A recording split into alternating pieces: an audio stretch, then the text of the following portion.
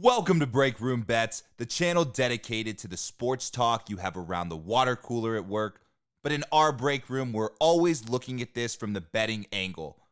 I'm your host, Miles, and in today's video, we are talking best bets of Week 3 in the NFL. As always, we'll be spending $200 in this video, but for today's video, we're going to be using the William Hill Sportsbook app to place our bets. Now, before we get into Week 3, let's see how we did for Week 2. Washington looked good in the first half, but terrible in the second, so we lost that one. The big bummer of the week was we lost our best bet, but there was no way for us to anticipate Drew Brees getting hurt or that terrible officiating. I can't believe that they robbed Cameron Jordan of that defensive touchdown. All in all, we went 3-2 this week, but we did lose money. We lost $53. That's why you only bet what you can afford to lose. But overall, it wasn't a bad week. We did hit some of our live bets, and I hit one of my 2 player prop bets. Make sure to follow us on Instagram and Twitter at Breakroombets to see our live bets that we place on Sunday. But for the season, we're 6-4 and still positive money. Let's look at the morning games first. And as far as a money line bet goes, it's going to sound like a repeat of last week. I love the Atlanta Falcons at Indy. I mean, Matt Ryan in a dome is lethal. 66-37 in a dome is compared to a 500 record when he plays outdoors or with a retractable roof. This season is going to come down to, can you stop Julio Jones? Any team with a great shutdown corner, like the Minnesota Vikings Week 1 with Xavier Rhodes, are going to do significantly better against this team than if you have to use double coverage or if he just gets one-on-one matchups and can light people up. The other thing the Colts don't have going for them is a kicking game. And in a close matchup, those points matter. I mean, Adam Vinatieri is 2 for 5 on extra points this year and 1 for 3 in field goals. That's absolutely terrible. So in a close game, I'm going to take the Atlanta Falcons. I'm going to use $25 out of my $200 budget. The other game in the morning that is one of my favorite bets this week is the New York Jets plus 23. And I know what you're thinking, but they're playing the Patriots. They're a 23-point underdog. Since 1993, only 7 teams have closed as a 20-point favorite, and although they won all of those games, they're 1-6 against the spread, according to the Action Network.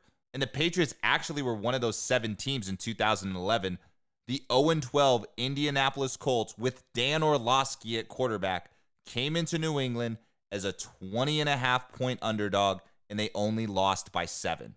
Now, the reason this number is so high is because everyone is overreacting to how bad the Jets' offense was, but how good were they supposed to be with the guy who started the week on their practice squad, no first-team reps, after watching their backup go down to a horrific injury.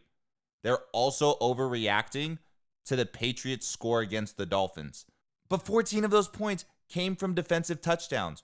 So we're taking $50 out of our budget for the Jets plus 23, hoping that the Patriots get no defensive touchdowns. The reps for Luke Falk help him out this week. And so much money is coming in on the Patriots. We're fading the public in this game. So we've got 125 left for the afternoon and primetime games. When I was watching the games last week, I was kicking myself for not throwing some money on my favorite team, the San Francisco 49ers.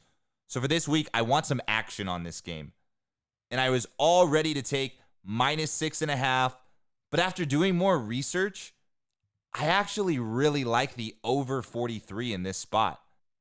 The Niners were able to put up points in both of their games. I mean, averaging 36 between the first 2. And historically, the Niners have done terrible in games that are played in the East Coast time zone.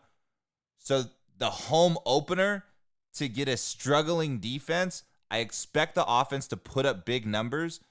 And don't sleep on Mason Rudolph. I mean, he played really well last week coming in relief of Ben Roethlisberger, threw 2 touchdowns, led them on another drive where they kicked a field goal. So for 43, I see this going over. I'm going to throw $25 in my budget on this, which leaves me $100 left. I'm going to spend another $50 in the afternoon games, and I'm going to target another point total. but this time in the Texans and Chargers game, and I'm taking the under 48.5. I think the public's fallen into the trap of these two big-name quarterbacks who, yes, they put up good fantasy numbers, but last week, Deshaun Watson and the Texans only scored 13 points against the Jacksonville Jaguars. And this team is tied with the Dolphins for the most amount of sacks through 2 weeks. I mean, Melvin Ingram and Joey Bosa are just going to feast off of the Texans' offensive line. But that Chargers offense didn't look so good either last week. They scored 10 points at Detroit. And part of the reason is they have the 4th slowest pace according to Football Outsiders. This is 2 teams who have offensive lines that are going to struggle, good defenses. I expect a slugfest, maybe like a 21-17 kind of a game, but 48.5, I really like the under, so I'm going to throw $50 on this, which gives us $50 left to spend in the primetime games. Over the years, I've always had the most success with Sunday Night Football, so for our last $50, of course we're throwing in on Sunday Night Football. And I can't believe I'm about to say this, but give me the Cleveland Browns +3. Now look, Odell Beckham Jr. is my least favorite player in the NFL. But credit where credit's due. This guy always shows up on primetime games. We saw that last week. I expect that to happen again this week. I also expect that this is finally the week where they really give the ball to Nick Chubb and establish the running game before they start to air it out. But I'm putting my last $50 on this because in Sunday Night Football, the public always loses. We are already 2-0 on Sunday Night Football. We're going to try to keep this rolling.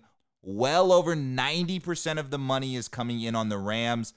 I expect the bookies to clean up on Sunday Night Football with the Browns +3. So to recap how we spent this week's $200, we got 25 on the Falcons money line, 50 on the Jets +23, 25 on the over 43 in the Niners and Steelers game, under 48.5 in the Texans Chargers, and then I can't believe I'm really betting on them, but yes, the Browns +3 on Sunday Night Football. Thank you for watching this video. Let us know what you think of our picks in the comment section below. Make sure to hit the like and subscribe button. And to see all of our live bets and prop bets throughout the weekend, make sure to follow at Breakroombets on Twitter and Instagram. Hey, I've got to get back to work, but I can't wait to see you next week in the Break Room.